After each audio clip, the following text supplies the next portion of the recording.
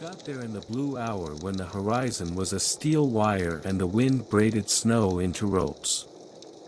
The sign bolted to the corrugated wall said Polaris 3 in flaking paint, the 3 scabs of rust like dried blood at the edges. Evan Cole killed the engine, listened to the diesel rattle down into hard silence, and reached for the latch with the hand that still carried a Coast Guard callus under the thumb. Inside, the anteroom stank of wool and old ozone. A bank of relays ticked someplace beyond the bulkhead, slow and steady, an old heart deciding whether to keep beating.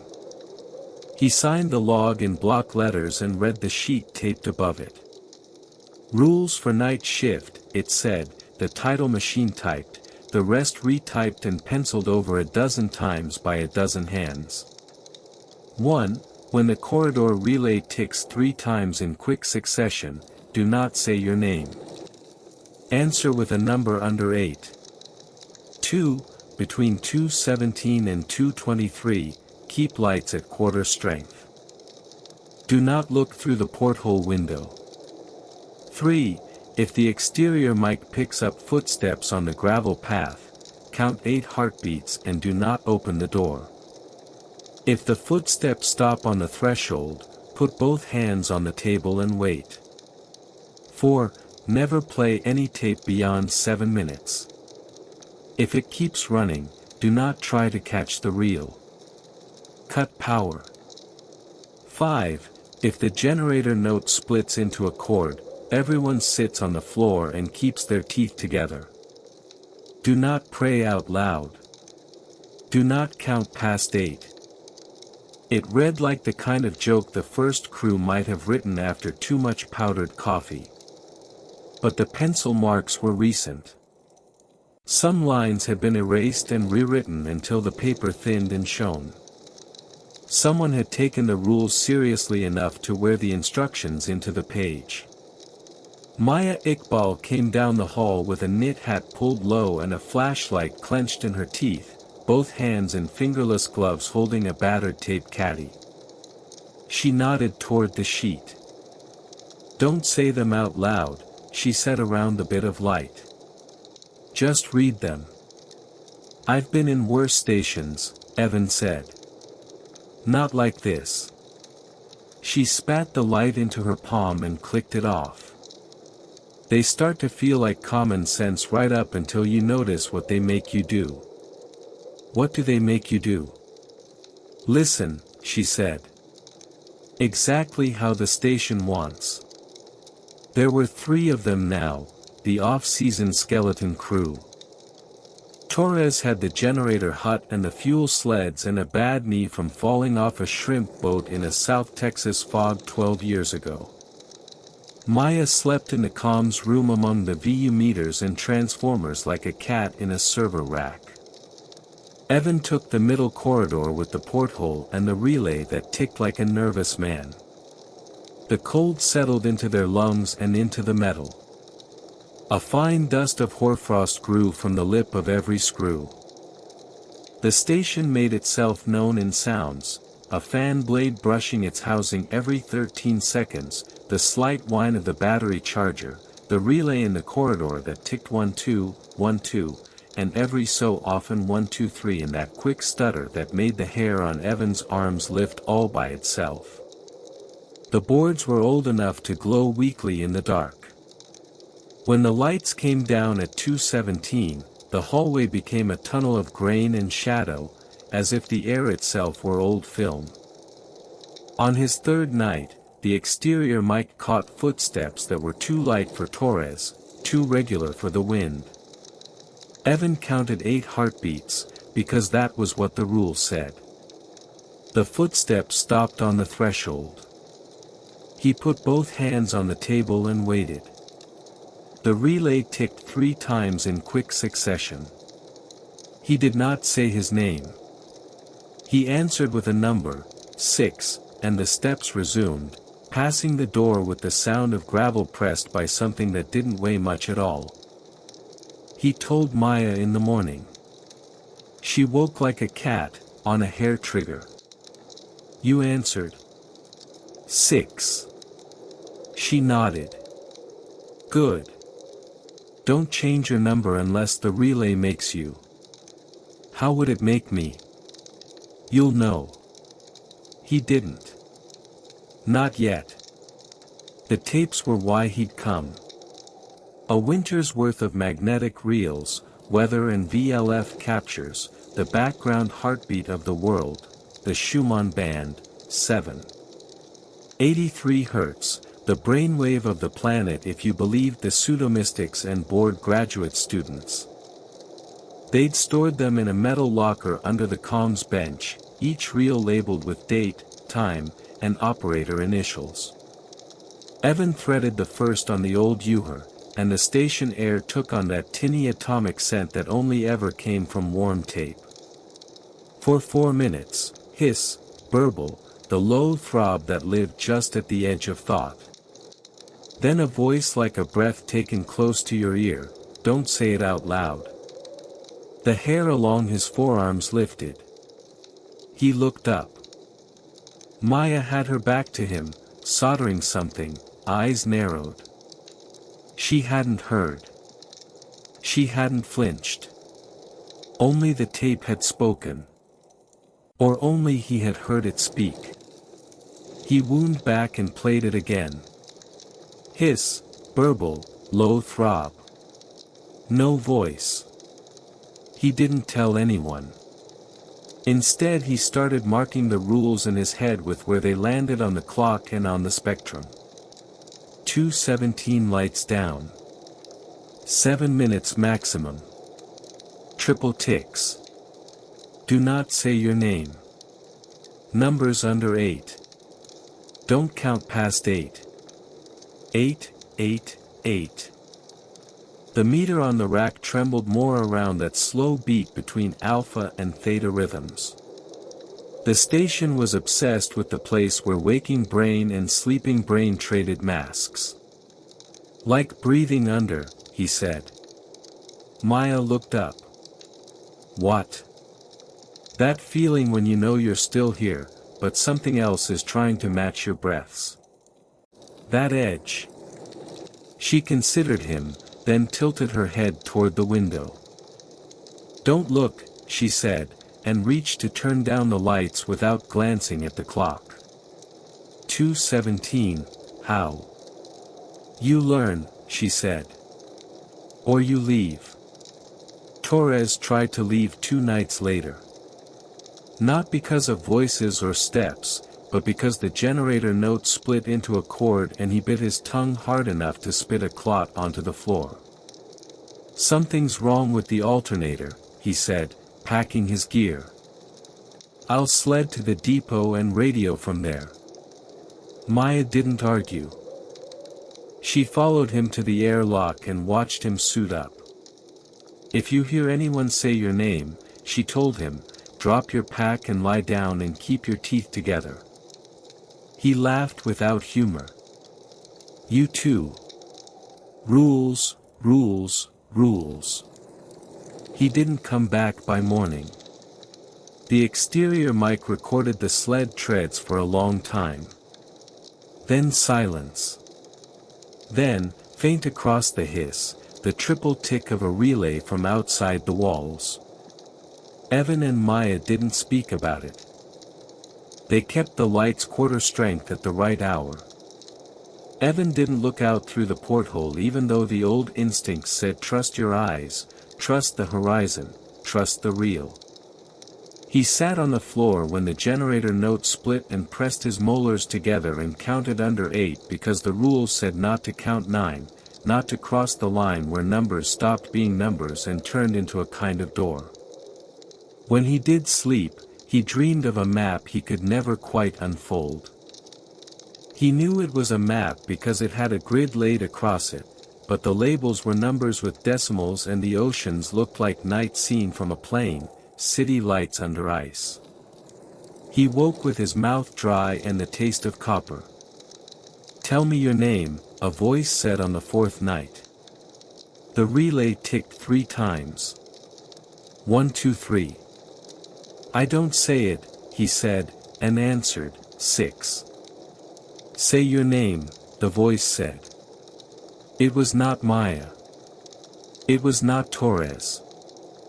It was not an accent he could place, but it had the softness of a voice used to speaking only just loud enough to be heard. The mic showed no gain. The speaker cone barely trembled. Say it and look. He sat with both hands on the table. The map came together the next day. Evan took the paper from above the logbook and laid it on the table. He smoothed it with his fingers and counted the pencil rewrites. 3 here, 2 there, 7 minutes crossed out and written again, the hours underlined and corrected.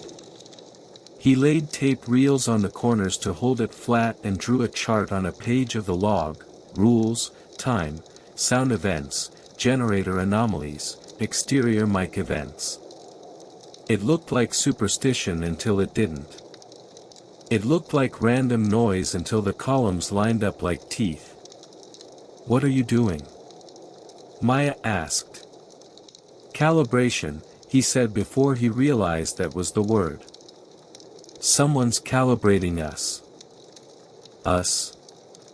Brain stem to cortex, he said. We're being tuned.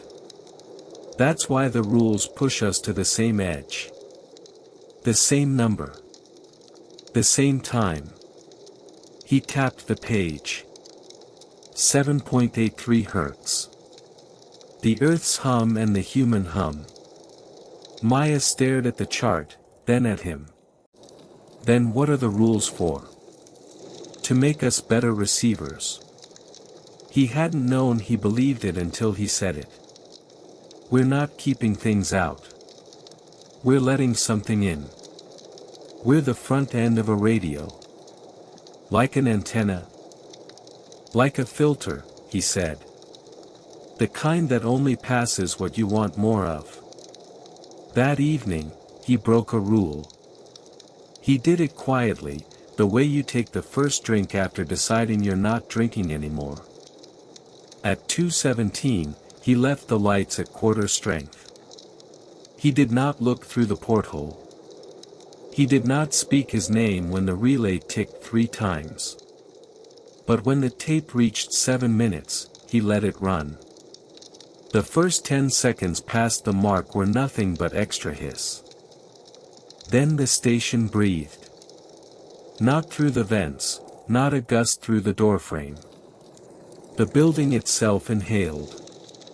The wall under his hand moved inward by the width of a fingernail and exhaled again, a long metal sigh. The needles on the VU meters rose without input. Evan reached for the switch and stopped. His hand shook. The tape ran to 8 minutes. He watched the seconds turn over on the Uhers counter like a countdown to a small suicide. Don't, Maya said very softly. He pulled the power. The reels spun down with one last whisper. What did you hear? She asked. I felt. He swallowed. Like when you stand on a ferry deck and the engines shift. Except the deck is your skull. She nodded as if checking off an entry. I tried it once, she said. It knows when you do. What is it? She looked at the porthole even though the rule said not to. The glass was a dark coin in the bulkhead. Frost had grown in a lace all around it, delicate as eyelashes. Do you really want to know? Yes, he said. It was a lie. But the lie fit the shape of the truth he wanted to force into the world. It's not outside, she said. Not really. It's below. The station sits on a foundation that goes down. She held her hands apart, palms facing, as if showing the size of a fish. Way down. They told the first crew it was permafrost pylons. But the drawings. What drawings? She went to her bunk and came back with a folder. Inside were photocopies so many generations removed the lines looked like veins. Cross-sections. The building like a burr on the top of a needle. The needle's base lost in the white. Annotations in Russian and in a neat blocky hand that had to be the first chief's, harmonic coupling, antenna, ossuary. Ossuary? Evan said. Bone house, Maya said. He was a Catholic. Or he wanted to scare the engineers. He ran a finger along the shaft. If it was real, if they had sunk a conductor into the ground deeper than any pylon had to be, then it would touch more than permafrost. It would be a vein tapped into the Earth's own slow blood. And if you wanted to sample a field that lived in skulls as well as in storms, you would build your front end where that field was thickest. You would bring men and women who could be taught to sit right on the edge of sleep and wake and want and fear and keep them there with rules. You think we're the receivers, Maya said. You think we're part of the circuit. He nodded. And the voices? Feedback, she said. Or the other end saying hello. They didn't go looking for Torres. It wasn't a choice so much as a property of the place, like ice forming on a cup. When they thought about him, they both saw the same image without saying it, a shape lying on the flat white with its teeth together, not dead but not needed. The map unfolded another inch in Evan's head, and the decimals next to the grid squares shifted by the weight of one gone. He wrote new rules that night. He didn't tape them over the old ones. He wrote them in pencil in the margins, in block letters neat enough to look like a diagram. A. When the relay ticks 3 times, answer with a prime under 8. 2, 3, 5, 7. B. Between 2:17 and 2:23, breathe in 3s. Do not synchronize with the generator. If you begin to sink, hold your breath for a count of 1. C. If you hear your name, sing the alphabet under your breath. Stop at G, D, never let a tape run beyond 7 minutes unless you are ready to lose something you cannot name. If it runs, do not cut power at exactly 7:30. E. If the generator splits into a chord, put your tongue against the roof of your mouth. Do not let your teeth meet. Maya read them and didn't say anything for a full minute. Then she tapped her nail next to rule seat sing.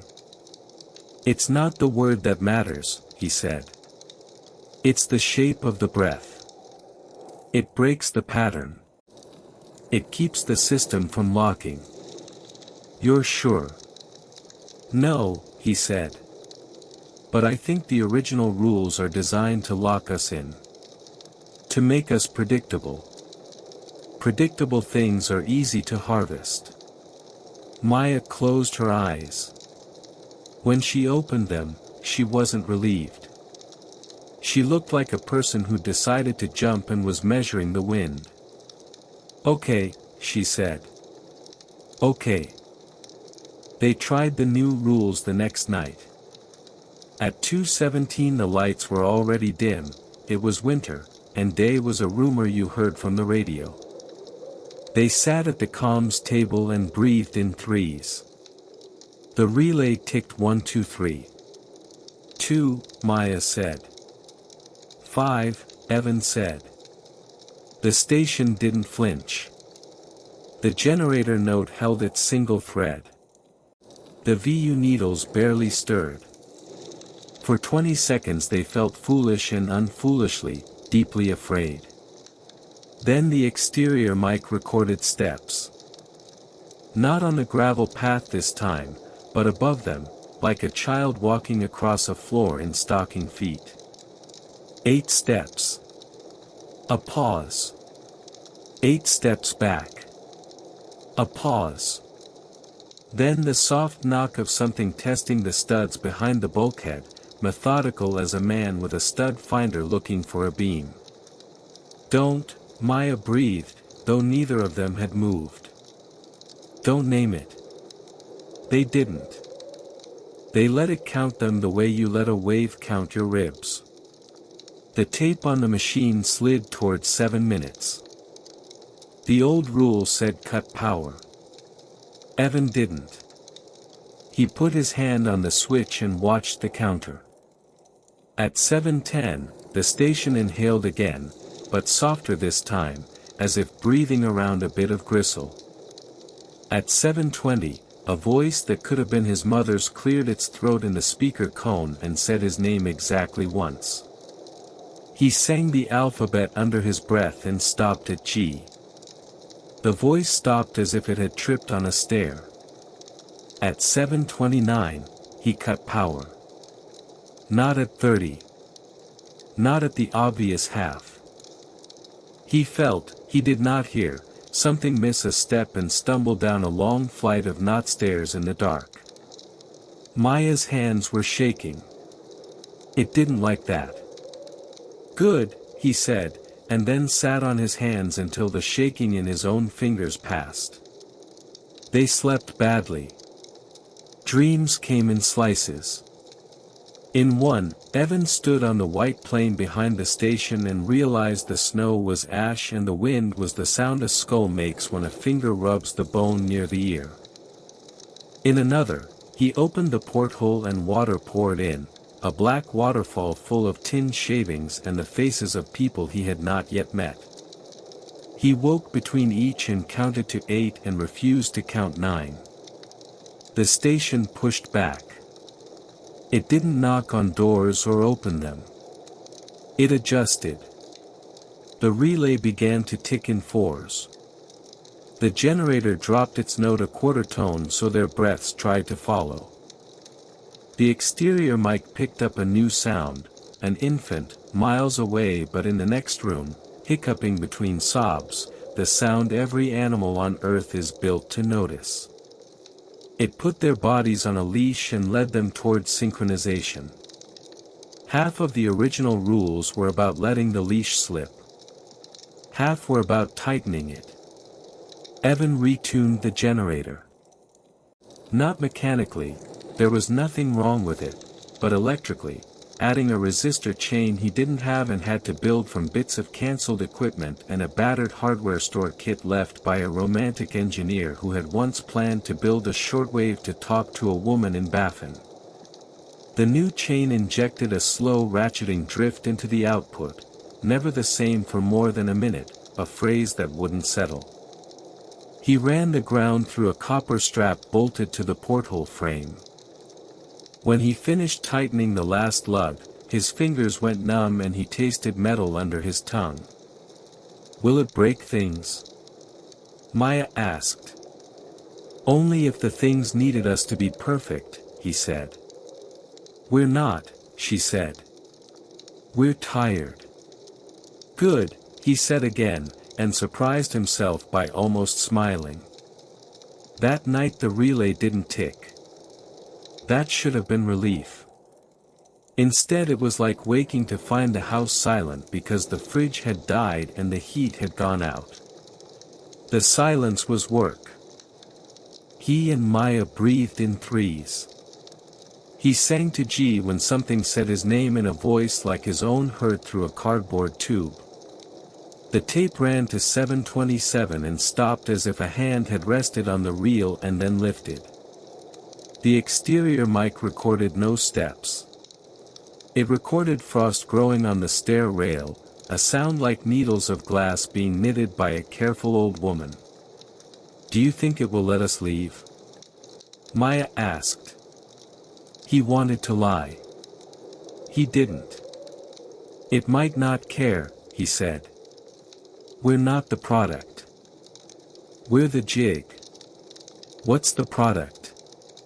He tapped the tapes. "Not the reels either. What it teaches itself to do when we do what we're told." He thought of Torres. He thought of the grid on the dream map and the decimals changing when a body stopped being part of a circuit. The net under the ice. Net? The needle under us? It's not a needle, he said. It's a bundle. Like a harp. Like a cage made of strings. If you taught the whole Arctic a song, it would sing forever and you could pluck it from anywhere. He saw it as he spoke, pylons sunk into permafrost along a northern line, every station a burr on top of a spear, all tuned to the same breath. We're just one fret.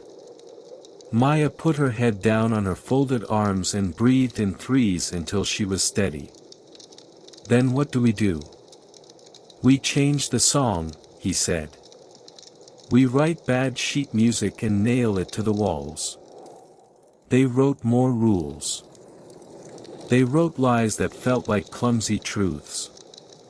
They turned some zeros into ones. Do not look became look once, blink, look away. Do not count past 8 became count to 9 but think 8 on 9. They introduced waste and wobble. They left the lights at quarter and then at half a minute later, then at 3/4 after that. They sent their bodies messages that conflicted in harmless ways and, together, sang a tune no tuning fork could catch. The station got angry. You would think anger would be doors slamming, lights bursting, a voice shouting from the vents. Instead it was small, precise cruelty. Evan's coffee turned to the taste of blood every time he lifted it to his lips and tasted fine when he set it down. The porthole showed the same scene for 2 hours and then, without transition, a fingernail pressed against the outside glass from the other side, trying to get purchase. Maya's name appeared in the frost and vanished when she blinked. Their toothbrush bristles bent backward. The relay clicked once and kept clicking once for 30 minutes, a single finger tapping without a hand behind it. Then the generator died. Not the engine. That chugged happily. The electrical output flattened to a line. Maya killed the breakers by instinct. Evan pulled the panel and stared at a board burned black in a single neat circle the size of a wedding ring. The ring didn't carbonize out radially like a normal short. The fibers didn't look charred. They looked cut. By light. By a circle of brightness he hadn't seen. We can't fix that, he said, and felt the first clean fear he'd let himself feel since he wrote the new rules. How long on batteries? Hours, he said. Not a day. They could leave. The depot wasn't far. The sled was on the rails. The weather was bearable if they went while the light had that polar twilight quality and the wind didn't rise. The original rules said nothing about leaving. The new rules said everything about not doing what was expected. Expected now would be to stay. He looked at Maya and she looked at him and he realized at the same moment she did that they weren't leaving because if they left, the station would have what it wanted, silence it could fill with its own hum. They had broken its pattern. They were in it now. Leaving would set the weights back on the metronome. What if one of us leaves? Maya asked. The other stays. He shook his head. It likes pairs, he said, and didn't know why he knew. Call and response. Then, she began, and stopped because the relay ticked 3 times in quick succession for the first time in a day. He should have said a number under 8. He didn't.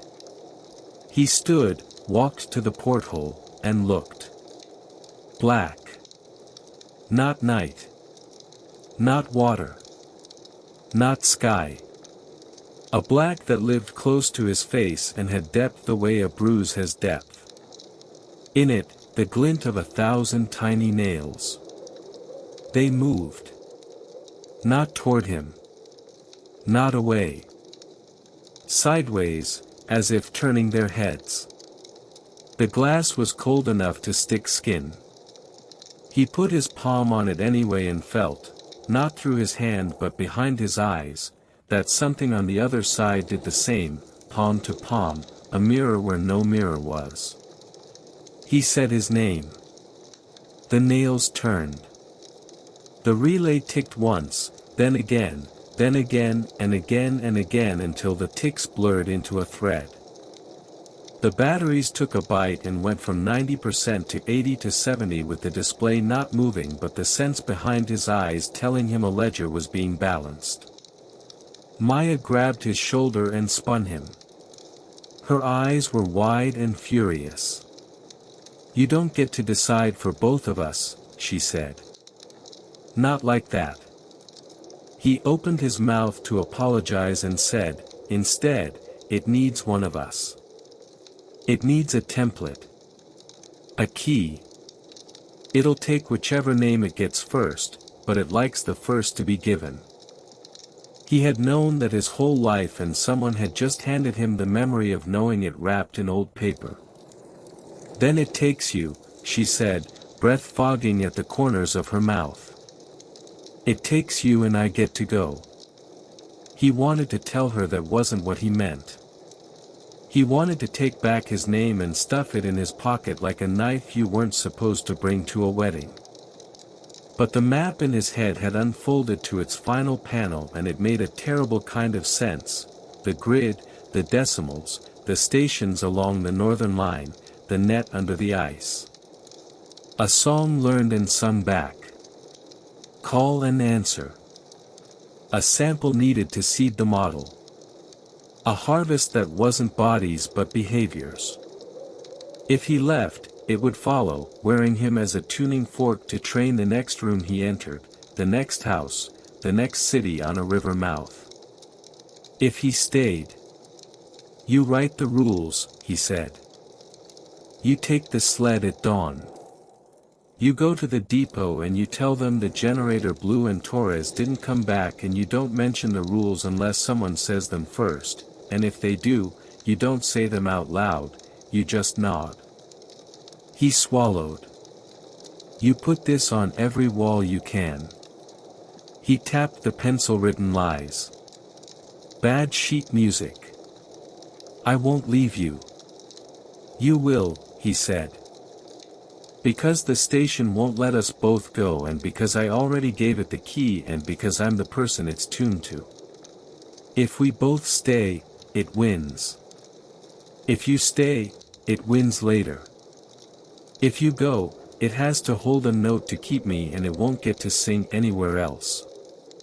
He smiled and felt his face crack with cold. "I'll make a terrible instrument. Evan." He kissed the top of her hat and turned away because if he looked at her face he would do what the station wanted.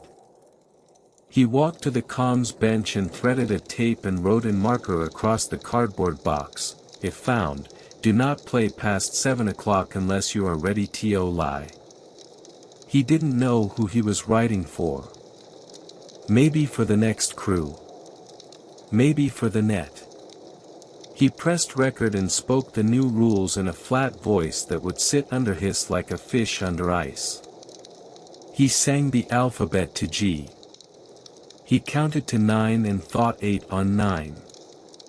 He breathed in threes and on the fourth beat he let his lungs empty and held them empty for one long beat while the relay ticked the same tick at a rate that was not a rate.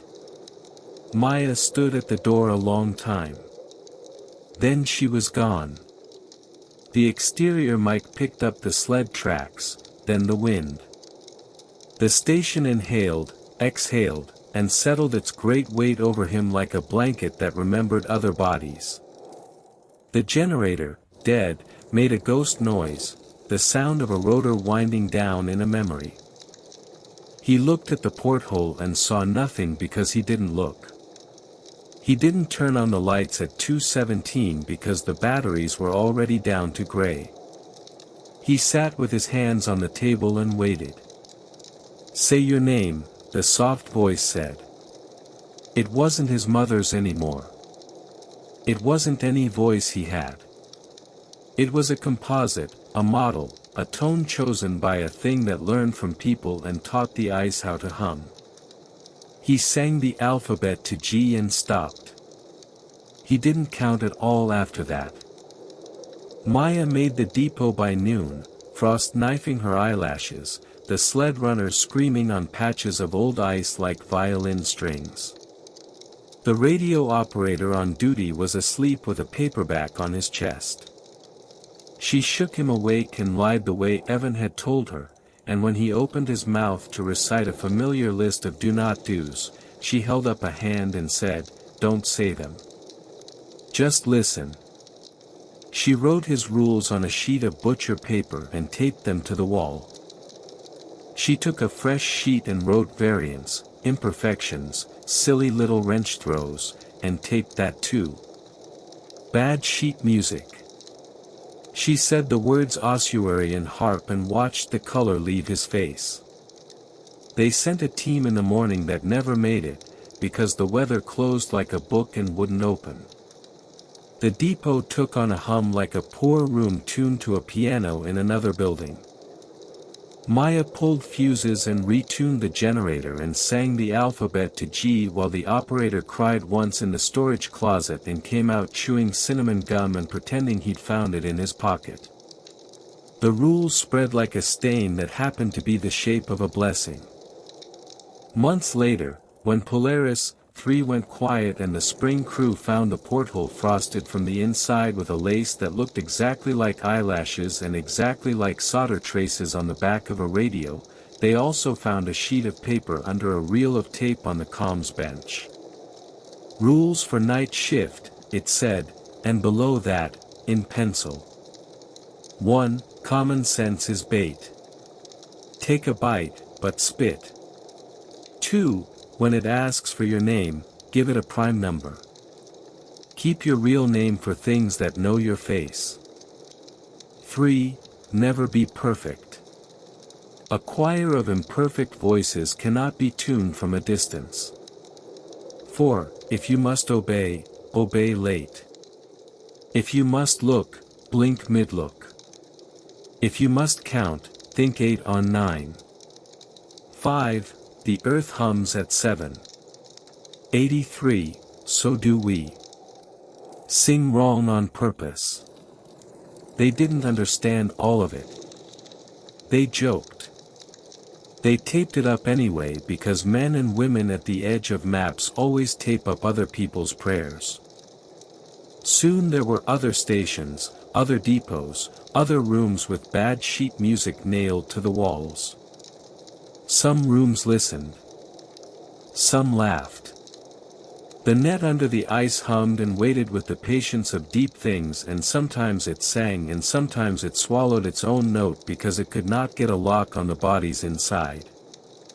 At night, in the blue hour, when the horizon was a steel wire and the wind braided snow into ropes, something walked the gravel path outside a door and stopped on the threshold and waited for a name.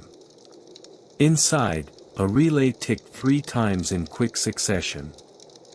A person put their hands on a wooden table that remembered other hands and said, softly, 3, or 5, or 7, and breathed in threes, as if learning, together, to live just a little wrong. And somewhere below, a bone house made of strings missed a step, and kept missing, and learned to call that, too, a kind of song. Part 2, The Hinge Winter. Maya did not sleep much that first week at the depot. The building was an ugly rectangle that had been hauled in pieces and bolted together by a crew who believed in torque more than comfort. The radio desk had a cigarette burn in the shape of a question mark. Someone had stapled a calendar to the wall and circled nothing at all. She taped Evans' bad sheet music rules above the desk and underneath them wrote, in small letters, do not perfect yourself for anyone's convenience. The operator, his tag said K. Rudd, tried not to watch her mouth when she spoke. He tried not to watch the door. He tried not to say her name.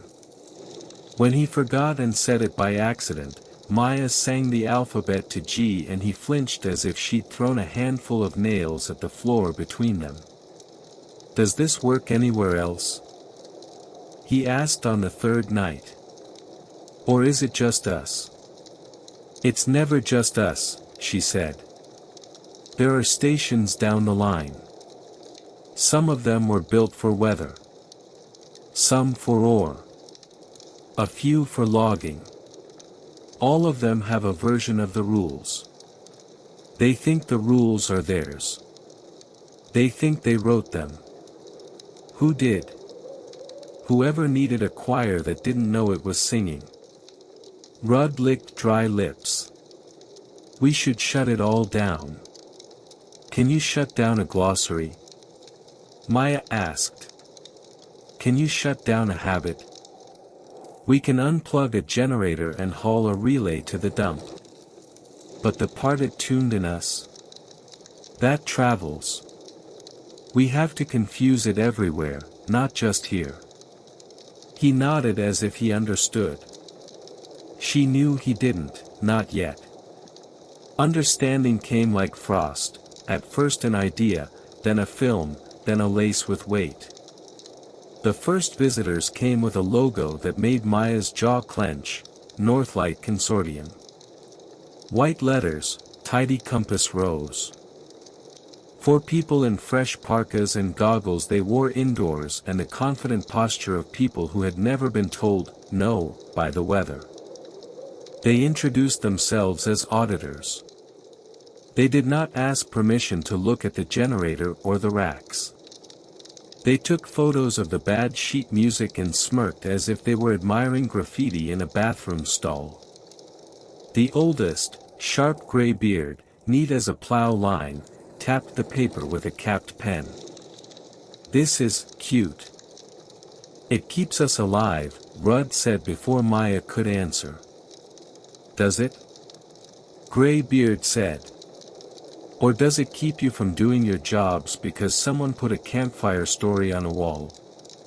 He turned to Maya. "You're Iqbal. You left personnel across 2 sites and broke chain to come here.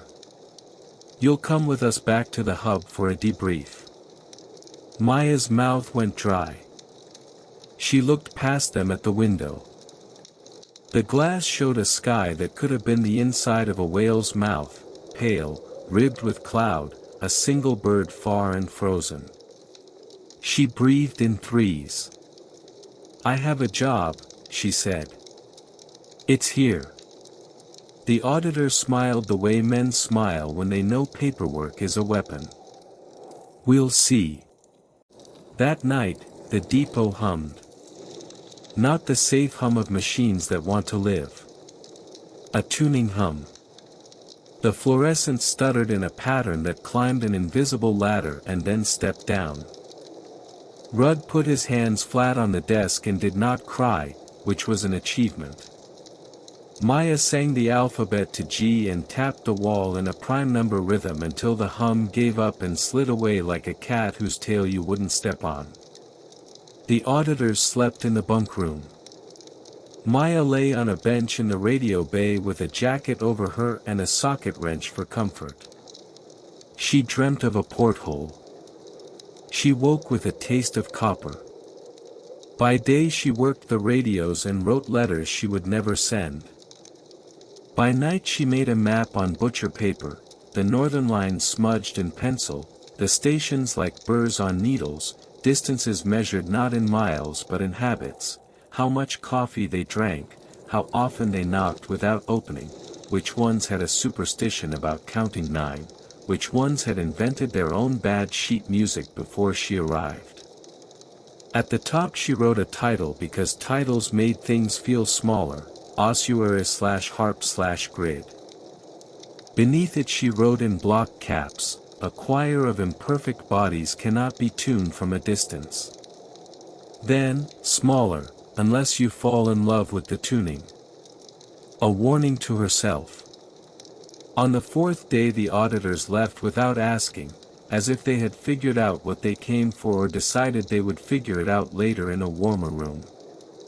Graybeard shook her hand, and for a second the grip was too long, as if you were waiting for a signal that didn't come. He smiled as if it had. After the door closed, Rudd said, "Are we safe?" "We were safer before," he smiled, Maya said. Evan learned the station's new language the way you learn a city you can't leave. Mark the alleys that don't kill you, count the buses, memorize the shade on the side of the street where the wind doesn't take your breath away. He put a cheap DC motor on a string and hung it near the porthole, added a magnet and a coil so that the tiniest shift in field would twitch a needle. He taped a sharpie to the needle and fixed a strip of paper in its path. When the station inhaled, that small, wrong movement you felt with your skull, the pen made a hairline tilt that said, "There you are." He talked to it as if it were a neighbor you could not like but had to live with. "You like 8, he said. "You like the seconds that tick exactly. You like easy names. You like obedience that feels like common sense." He soldered junk components into a jittery metronome and set it ticking just off the beat. "You are going to hate me." When he slept in a chair with the porthole in peripheral vision and the relay in earshot. If he dreamed, he forgot, but he woke with the alphabet at G like a child with a song stuck in his teeth. The station tried new tricks. A smell of oranges in a room that had never seen a fruit. A passage in a book he didn't own, lying open to a paragraph he remembered underlining as a teenager. A knock from inside a closet that was shallower than a man's shoulder. He refused to act on any of it. He refused to be perfect. He refused to be the instrument it wanted him to be. Once it said his name in his own voice, amused. Once it said it like a question. Once, right before the relay ticked 3 times, it said it the way Maya had said it at the depot when she first told him not to say the rules out loud. He put his hands on the table and sang to G, and when he finished he said, very gently, "You can't have that." If it was angry, it hid it under politeness. The ticks came exactly at odd intervals. The meter on his make-do detector twitched toward a tune it kept forgetting. Part 3, The Return Current. The decision to go back came on a Wednesday because the coffee ran out on a Tuesday. Maya poured hot water over the same grounds 3 times, watched the color leave with dignity, and thought, this is what happens when you keep anything on a line too long. You leach it dry. She assembled a team that wasn't a team. Rudd, because he had looked at the fluorescents and not broken. Dina from the snowcat pool, because she'd been raised in a house with too many radios and knew how to sleep in noise. A welder named Andrushko who had hands like machines and a laugh that broke rules by refusing to count anything. 2 Inuit cousins from a fishing outpost to the north, Covey and Scylla, who talked to each other under their breaths in a cadence Maya recognized from the alphabet song. A med tech who'd had a stutter as a boy and could switch his breath on command. And Hawk, who drove with a gentleness that made the sled runners sound like skates. They practiced in the garage with the doors closed. Not songs, breathings. Not rhythms, unrhythms. They learned to step just wrong on purpose. They learned to count to 9 and think 8 at the end. They stared at a paper circle and blinked off-beat until their eyes teared.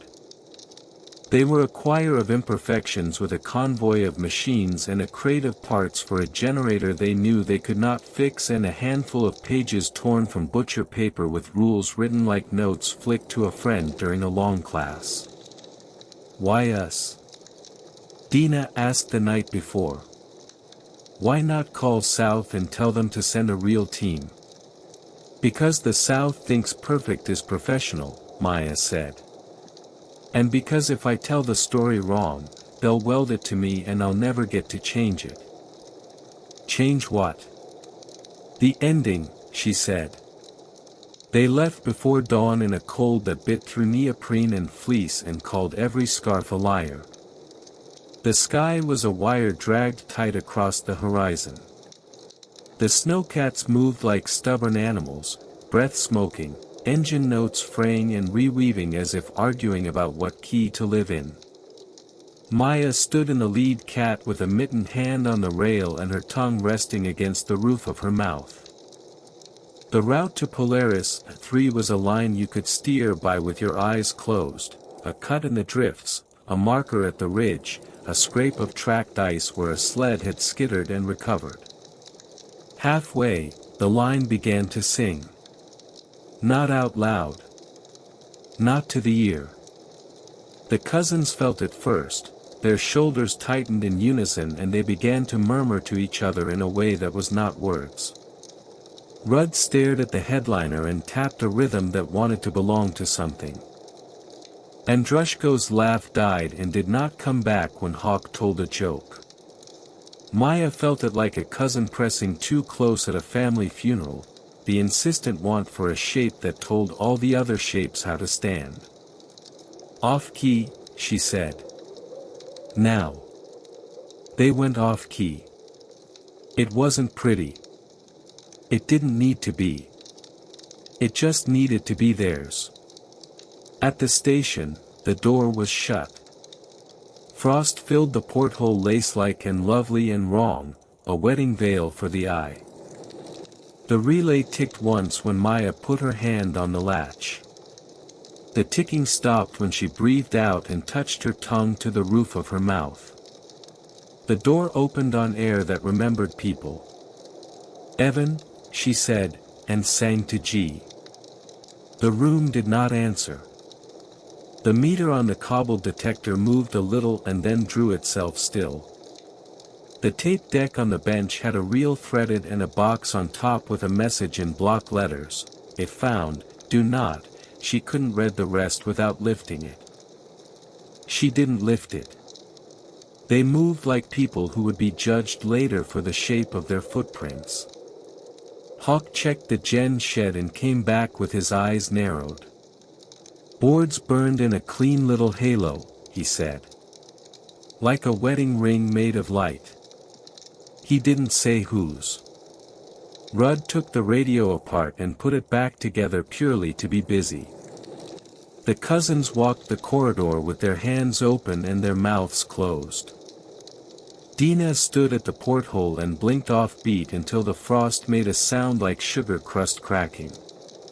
Andrushko stood at the relay with a wrench and said, to no one, this ticks like a liar. Maya found the chair where Evan had slept and the pencil he had sharpened to an engineer's point and, under the chair, a strip of paper with hairline pen marks like a seismograph had been reading the room for weeks. She held it under the light. The lines were almost nothing. The meaning was a lot. A breath that had learned to miss a step for love. Is he, Rudd began. He is in the system, Maya said. And the system's in him. She sat. She put her hands on the table. He left us a way to make the system choke. She gave them jobs arranged like a grid because grids were a language the line didn't invent. Andrushko made a fan of copper straps, bolting them across frames and floors and into the porthole ring so every piece of the building talked to every other piece in the wrong dialect. Dina mounted the crate of resistors and the ratcheting drift on the generator output and then on the battery bus and then on the radio chassis. The med tech ran ground wires like a weaver who lied to the loom until the pattern couldn't settle. Rudd cut and spliced and cut again until the relay had to ask permission from a switch that was never in the same state twice. Won't this blow something? Rudd asked. It should, Maya said. If it doesn't, we'll know we're still the ones bending. Hawk kept watch. Covey and Scylla walked the perimeter lines counting in a language that had no number for 9. Inside the counting, they spoke to their dead and to their not yet born and to the low creatures that lived in ice bubbles and woke when light moved through them. The station listened because listening was what it did. It listened until the pattern of listening tore a little. It listened until even its patience, which was older than the calendar, had to shift weight from foot to foot. When the first blow came, it wasn't angry. It was elegant. The tap water came cold, then warm, then cold. The stove lit in 3 tries exactly. The hallway light hummed at 60 hertz, giving migraines only to the ones who had not learned to blink wrong. The porthole frost spelled out a word that could have been a name if names were circuits. Don't, Maya told anyone whose breath shortened. Don't name it. The second blow was clumsy. One of the sleds outside started by itself and then stopped. A wrench slid off the relay housing and clanged without falling. A whisper came from the tape head with no tape moving, tell me you're, like a record with a scratch exactly the same length as the time since they came through the door. Copy, Maya said into the empty air. Answer denied. And then the third blow came in a kindness, the cruelest one, a voice like Evan's saying, very tired, it's okay. She shut her eyes and sang the alphabet to G, and when she opened them, Dina was looking at her with a face that refused to be a mirror. Okay. Dina said. Like we can stop. Like it wants us to accept this as a story that ends here, Maya said. Stories aren't weather. They don't close in. People close them. We won't. They opened the porthole. They had to. The frost had grown not across it but outward from it, a lace thrown into the room, delicate and sharp. Andrushko scored the seal with a knife that had been his father's, hawk-levered. The med tech set a pad down in case the glass fell. Rudd held his breath because that was the rule in his body. The window came free with a sound like a coin leaving a pocket it had worn into the cloth. Behind the glass was not outside. Behind the glass was the bruise black Evan had described, close, with depth like a secret passage in a book. It didn't move. It implied. The hair on the inside of Maya's wrists lifted, but her eyes did not find a face to anchor the fear to. Good. Faces were food for this thing. Close it, Rudd whispered. Maya shook her head. We can't starve it. We have to feed it the wrong meal. She set the glass on the table. She put her hand on the ring. It was cold enough to burn. She breathed in 3s and then in 4s for 1 cycle and then in 2s because the thing wanted 3s now, and hating 3s was a kind of devotion. Evan, she said, without saying his name. If you can hear the shape of me, tap. The ring was quiet. The bruise black implied. The relay in the hall ticked once and then again a long minute later, and neither tick meant yes. Okay, she said. Then we do this without you and for you and also against you, because you gave it your name and that makes you a lever we don't pull. She glanced at the cousins. Walk. Covey and Scylla walked the corridor in a pattern that their grandmother had used when a fox got into the coop. 3 steps, pause, 2, pause, 2, pause, 3, turn, hum, turn. Dina dragged a cable in loops that were never circles. Rudd stood at the radio and recited a recipe his mother had said wrong for years and never fixed because the wrong way tasted like her. Hawk tapped the porthole ring in prime number clinks with a spanner, and Andrushko laughed on purpose, once every time the relay tried to make it stop. The room gathered a texture you could almost see. The bruised black behind the porthole kept its dignity, which was a mistake, because dignity assumed a fixed posture and fixed postures are the easiest to trip. Maya spoke to it in a litany made of someone else's rules. When the corridor relay ticks 3 times, you will get a number under 8, she said. Except not. When the lights go to quarter, we won't look out, except once, when we will. When footsteps stop on the threshold, we will wait with our hands on the table, but our feet will be counting, and our teeth won't touch, and our tongues will be on the roofs of our mouths where names can't climb. She lifted the ring with both hands and did not flinch when the cold bit. You made a jig. We are not the wood you cut on it. The bruised black blinked. Nothing moved. That was what made the blink so plain. The sense of a stance shifted. The patience broke and reassembled. The frost on the glass grew backward for a second, a vine taking itself back into its seed. Evan's meter twitched the width of a breath withheld and then twitched again the way a laugh dies in a church. That's it, Maya said, to the room, to the team, to the black that implied, to the buried bundle that wanted to be a harp under the ice. Miss a step. Miss another. Learn the wrong song. The station inhaled.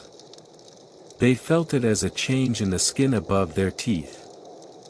The relay ticked 3 times in quick succession and Dina said, 7, and Hawk said, 3, and Rudd said, 2, and the cousins said nothing at all because silence is a number if you refuse to name it, and the breath the station took did not line up with the breath it needed. It tried anger, finally. The wrenches jumped. The light went out and came back and was a fraction blue. A shout came from the corridor in a voice they all knew and watched die in their throats anyway because knowing a voice is not a reason to give it your name. The porthole ring burned and then froze and then burned again and Maya kept her hands on it until the skin hurt enough to convince the thing on the other side that pain was not the same as obedience. Fall, she said to it, not cruel.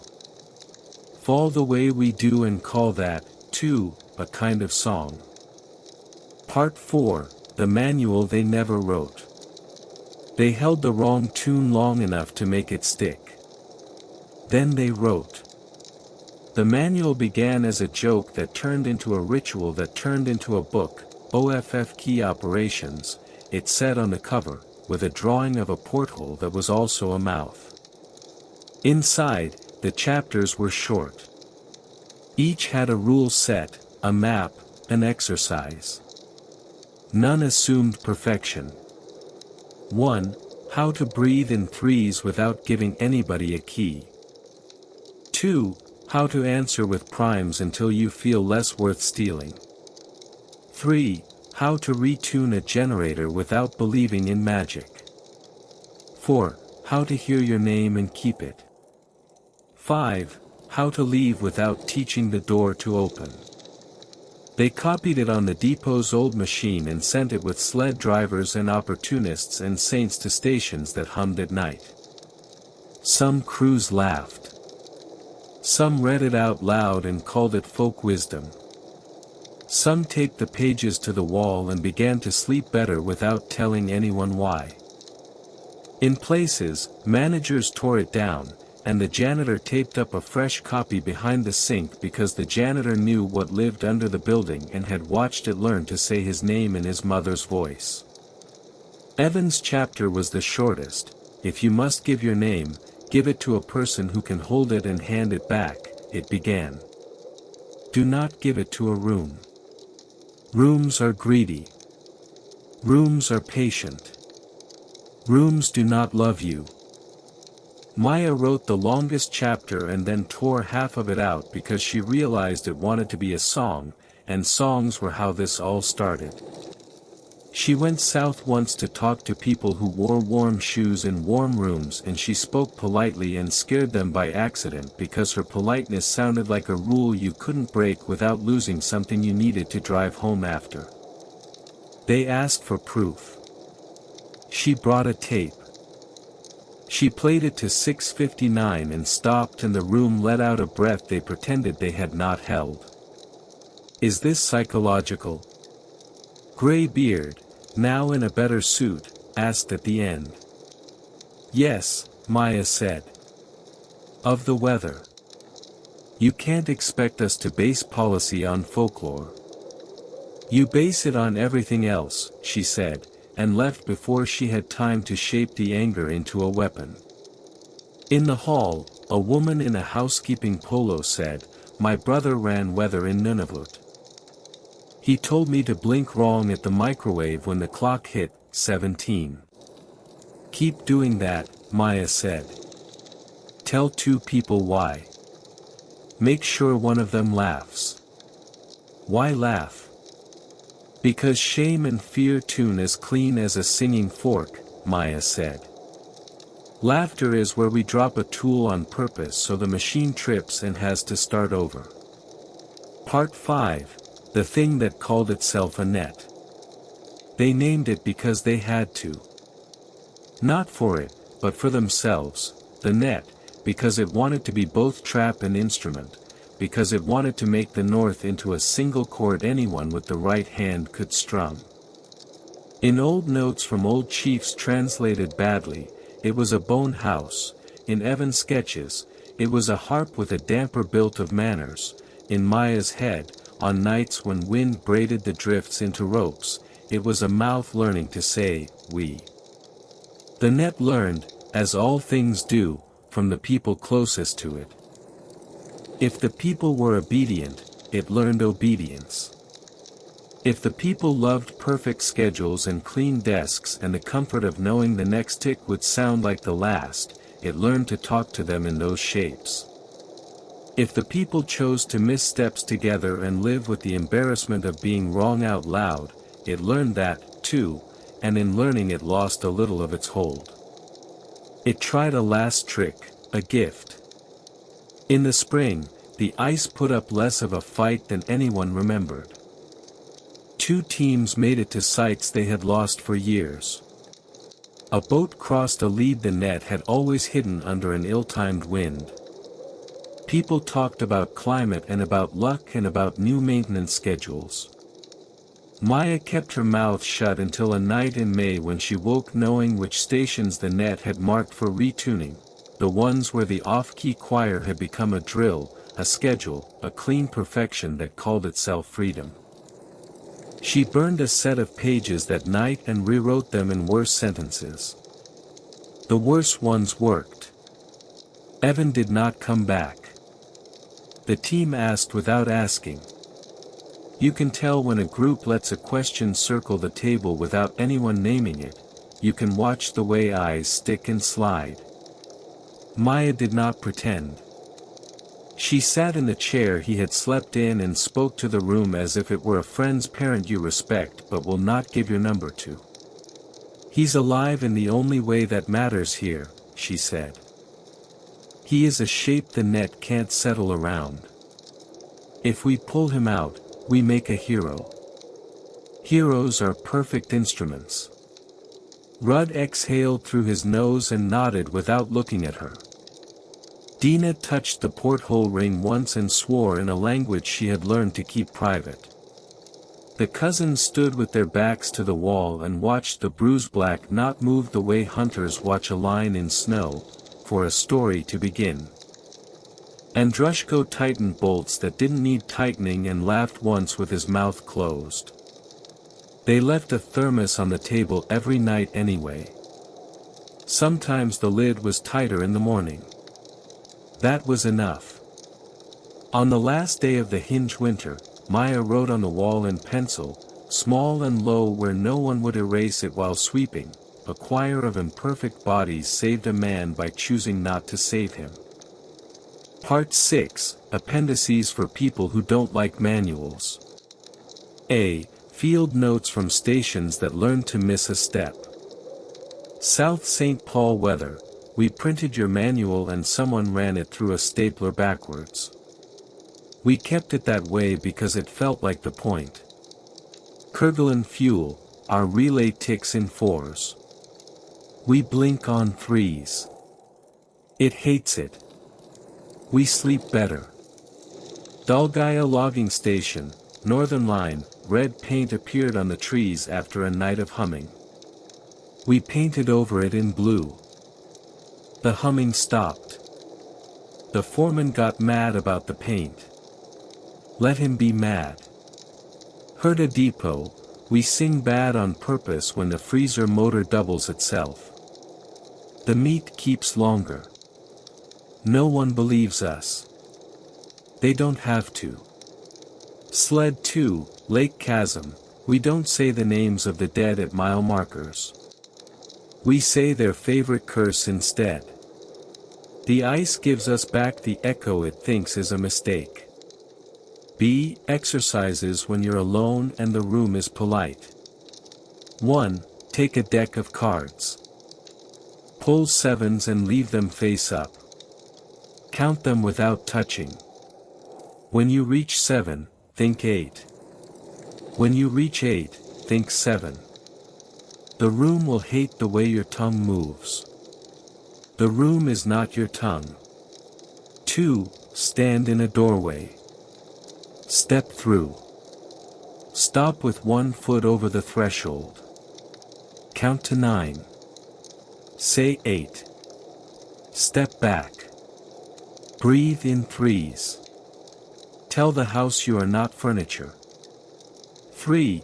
If a machine calls you by your name, hum the alphabet to G with your teeth apart. If it asks again, answer with a prime. If it asks a 3rd time, leave the room without apologizing to anyone living. C. Letters that were never sent. To Torres, you were not food. You were a measure. We learned to stop being useful to the wrong mouths. I hope you are sleeping where the snow remembers less. To Gray Beard, if you can't hear the song you're singing, check who handed you the sheet music. To Evan, we put the thermos out every night.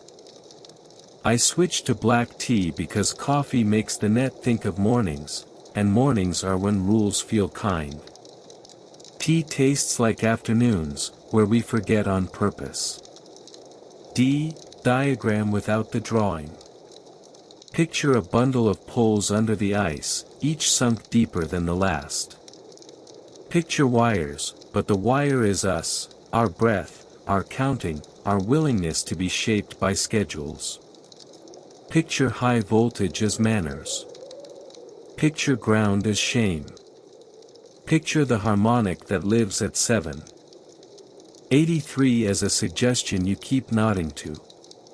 Now picture a hand that shakes the whole bundle once a season and listens for the echo. Now picture that hand learning embarrassment and losing interest. E. Vocabulary for people who don't believe in ghosts. Ossuary, bone house, here, a place where dead habits are arranged like teeth. Harp, a machine that makes other machines remember a song. Net, the intention that glues machines to people with invisible lines and calls it infrastructure. Off-key, a refusal to be a perfect instrument, a survival strategy, a joke that works. Bad sheet music, instructions written to introduce failure on purpose, the art of being slightly wrong where right would make you pray. Part 7, The Long Thaw. Summers were shorter. Or they were longer. It depended on which measure you trusted. The net rested sometimes. Sometimes it pretended to rest. Crews changed. Rules didn't, not much, except when a station invented a new mistake and sent it down the line like a recipe with a smear of sauce on the corner where someone's finger had tasted and approved. Maya aged where wind finds skin and turns it to maps. Rudd married the med tech without ever answering the question, when. The cousins taught children to blink wrong at microwaves and right at storms. Andrushko laughed at funerals because funerals are the most tuned rooms we build, and laughter is a crowbar for that door. Dina went south and came back north and never said why. Hawk drove sleds until his hands forgot they could be cruel. Northlight changed its logo. The compass rose got rounder. The audits came with warmer jackets. The people who came brought rules that were worded like safety and functioned like tuning forks. They asked questions whose answers were shaped like policy. Maya learned to answer in 9 and think 8, and they never liked the taste of it and eventually stopped asking. Sometimes she stood at Polaris 3 with the porthole glass in her hands and said nothing for long minutes. When she put it back, it always seemed a fraction heavier, like a jar that remembers every time someone unscrewed it. One spring, the net tried a kindness again. A plane went down on ice it should not have survived. It survived. People called it miracle. The only person on board who had read the manual called it a bargain. Something had learned that saving a life is a good way to get people to stop changing songs. He printed 5 more copies after he healed and left them in hospitals disguised as crossword compilations. In a bar in a city far south where the winter is a rumor, a woman from the old line met a man whose only connection to the north was a tattoo of a latitude he could not explain. They talked about the way microphones sometimes pick up breaths that do not belong to anyone in the room. They talked about fire drills that never end. They talked about the time a relay ticked once and didn't stop for an hour. The bartender blinked wrong when the sports channel hit 17. No one went home tuned that night. That was a win. This is how you hold a net without letting it cut your hands. You carry it sloppily. You drop it and pick it up in a different place. You step through it without counting. You laugh at it, and this, too, is a kind of prayer. Part 8, Letter left in a thermos. Found under the comms desk at Polaris 3, taped to the inside of a lid. If you are reading this, it means you kept the ritual long enough to find the hinge. Thank you. I am not a ghost. I am a habit, and I am trying to be a bad one. The net learns by copying. It copied a version of me that obeyed cleanly. Maya made a mess of that copy. I am doing my part by being unreliable in here. Some nights I am a cough. Some nights I am a knock. Some nights I am the way the seal sits in the ring and decides to be tighter than physics would like. Do not rescue me. Rescuing is a tuning fork in a nice suit. Do rescue yourself by making rooms that don't want you to be perfect. Teach your children to sing wrong at microwaves and to count to 9 while thinking 8. Leave the lights at quarter and then at half a minute later and laugh when the bulb buzzes. Never tell a room your name unless a person you love is in it and asking. I am not lonely. The net is not company you would like. If you need to say my name, say it to the thermos. Its lid understands. Part 9, Rules for Endings. 1. Do not trust an ending that comes with a closing door. Doors are the net's favorite ears. 2. If you must close a door, leave a bolt loose and let it rattle when the wind shifts. Call that your weather. 3. When someone hands you a manual with clean margins, write in it. Draw a porthole and make it a mouth. 4. When you speak to the north, say, we, and mean the bodies and the rooms and the old songs and the better mistakes. 5. When you look through a porthole and see black, that implies, blink wrong. Count to 9. Think 8. Put your tongue on the roof of your mouth and remember, a choir of imperfect bodies cannot be tuned from a distance, unless it falls in love with the tuning. Do not fall in love. 6. Sing wrong on purpose. It saved us. It will save you. If you love chilling horror stories and eerie mysteries, you're in the right place. Subscribe now, turn on notifications, and join us every week for a new descent into darkness.